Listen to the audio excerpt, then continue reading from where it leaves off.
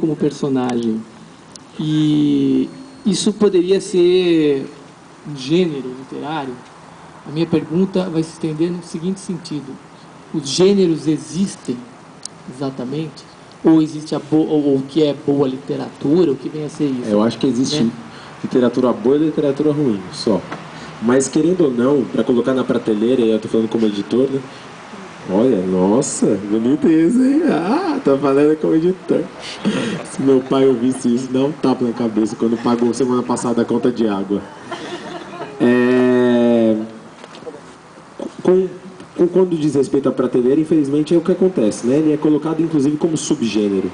Então você tem o gênero maior, que é a literatura brasileira, a gente tem lá a estante da literatura brasileira. Aí a gente tem um departamento ali chamado literatura de fantasia, terror e suspense. E aí tá o King lá. Não, às vezes o King vai para estrangeira, mas às vezes ele tá lá. E aí nessa parte a gente tem as histórias de vampiro, aqueles que dizem que são histórias de vampiro. E aí, às vezes, acontece também de ter, dentro do terror, uma parte onde está escrito vampiro. É, um gênero à parte dentro da literatura de terror e suspense, né? O que eu acho que é uma perda para o escritor, de certa forma, ser tirado da estante de literatura nacional, que é o lugar dele como um bom escritor, e ser colocado numa estante de subgênero. Eu acho que isso acaba sendo ruim para o escritor, de certa forma, mas comercialmente é interessante. Então aí a gente fica no comercial versus, né, que vai existir sempre. Mas é como prateleira, sim. Mas como literatura, eu acho que a literatura é boa ou é ruim. Não importa que se é de vampiro ou não. Esse lance do gênero é realmente perturbador, ainda mais para o escritor, não sei para o editor, mas próximo. Está muito perto? Assim? Então, como o da Fantasticon, a gente já entrou, né, em atrito nisso, sobre esse assunto, né? E o Luiz Braz explicou muito bem lá no dia da palestra, né? Marcelo, você perdeu. E ele é verdade, ele falou sobre isso, de como chega, é um gênero, né? Mas é que ele estava falando, ele falou no dia, você falou que tem um livro bom, né? Livro ruim, e se esse livro é bom e só, né? Exatamente isso que você falou, né? Importa se ele é ficção científica, se é de vampiro, se é um romance, se é moderno, se é mainstream, não importa, se é um livro bom, mas o negócio de gênero é uma categoria que o pessoal colocou para colocar o livro organizadinho na livraria, só isso. Agora, para quem gosta de literatura, para quem gosta de ler ou para quem escreve, eu não penso, eu vou escrever agora gênero de terror, agora eu vou cair numa coisa de ficção científica, né? Não, eu acho que você está escrevendo, fala assim, eu quero escrever uma história de vampiro, agora eu quero falar de ET, agora eu quero falar de quem foi assassinado, ou, né, quem morreu no ônibus, enfim, sobre a gripe suína, cada um fala. E não é gênero, vou para isso, vou para aquilo, vou falar isso porque é atualidade. Não, esse negócio de gênero, para mim, é para organizar o livro na vitrine da livraria.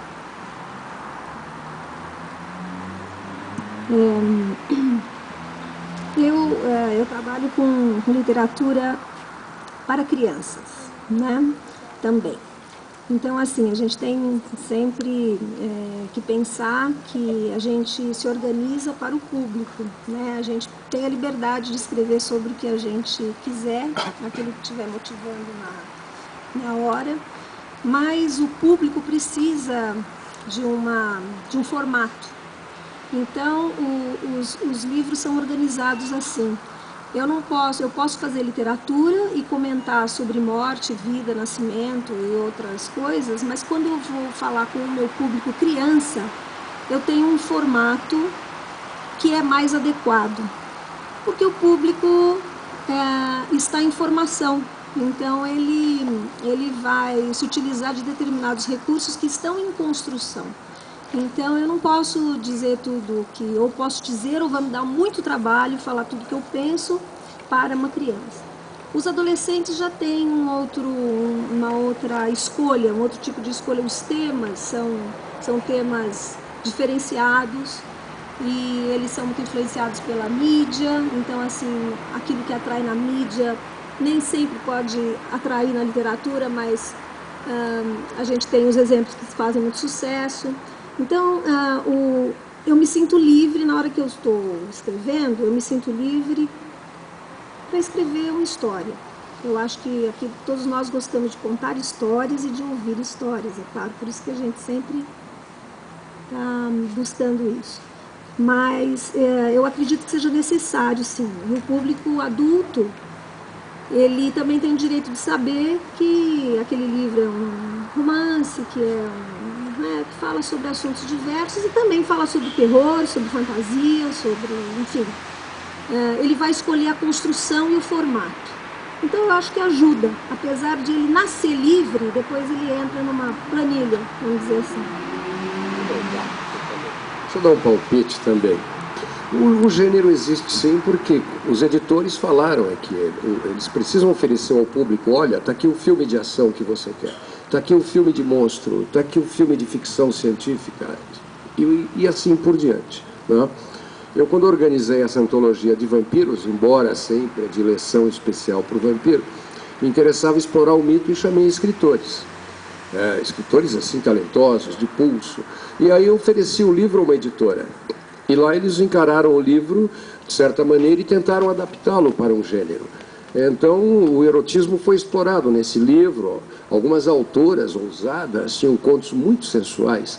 Então, uma certa editora me disse, nós pretendemos formatar o livro para adolescentes, tire os contos de conteúdo sexual e ponha contos mais divertidos, mais amenos, mais humorísticos, com mais peripécias. Falei, bacana, mas esse é outro livro e não é o livro que a gente projetou. Esse é o outro. E adiante.